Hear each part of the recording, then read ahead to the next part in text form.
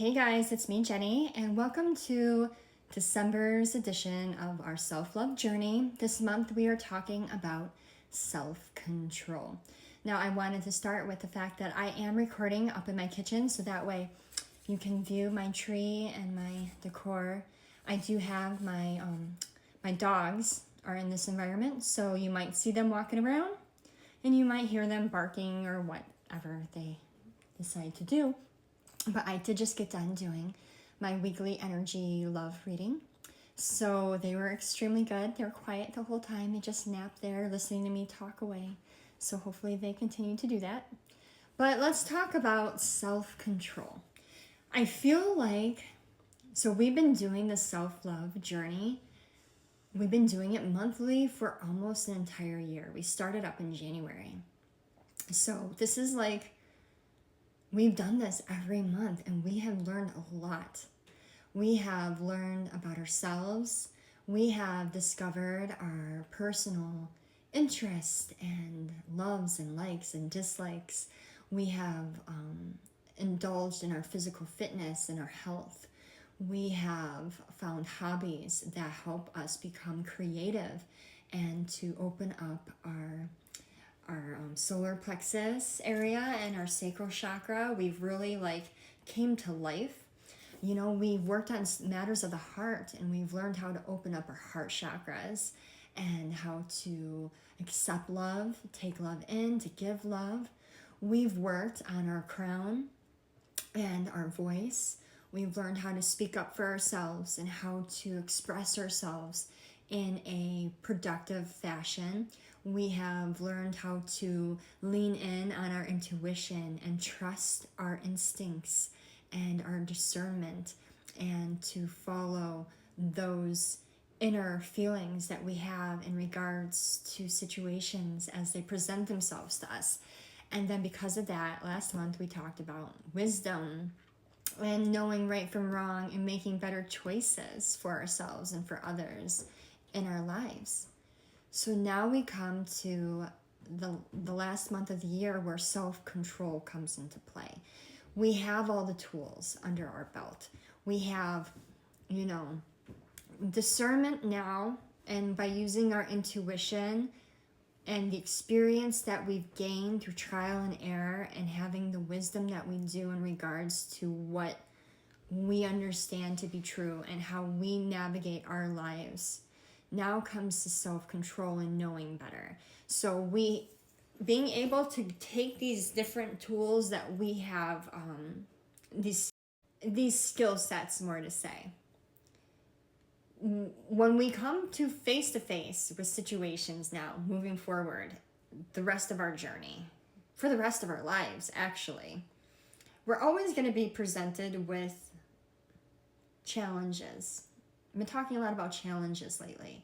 Tests are going to come into our atmosphere. And they're going to present themselves in a way that is enticing.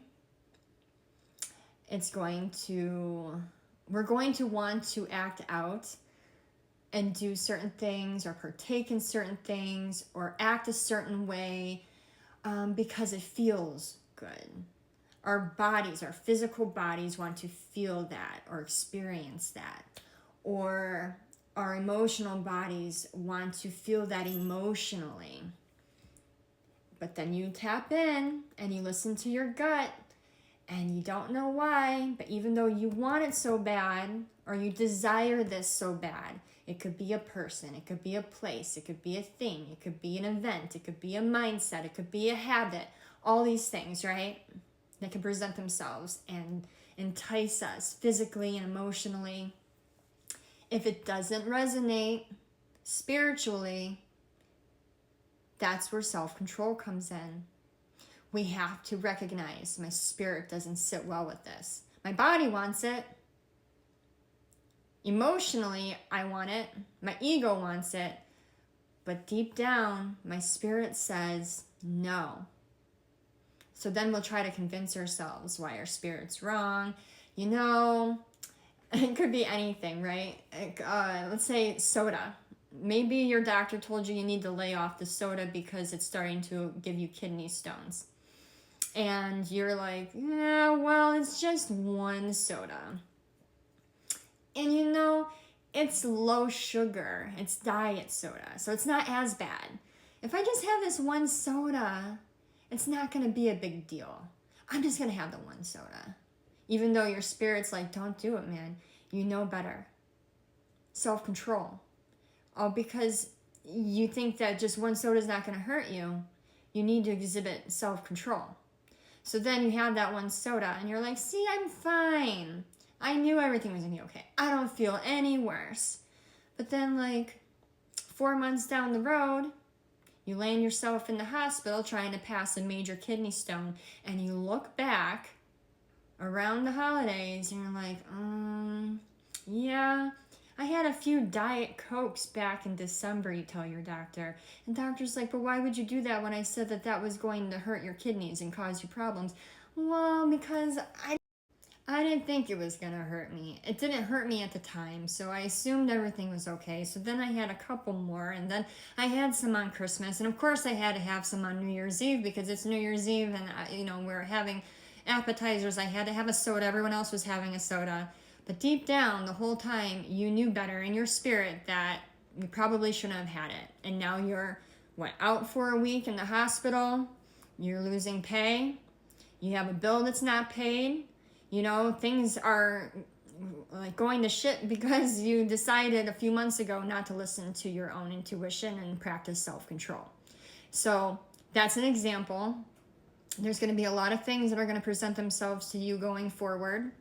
But now that you have the experience and you have the wisdom and understanding, and you are strongly connected to your intuition at this point, to where you hear what is being told to you to do and to not do, now is the time that you have to practice self-control into following through with those things. It's not always going to be fun, but it's always going to be for your highest good.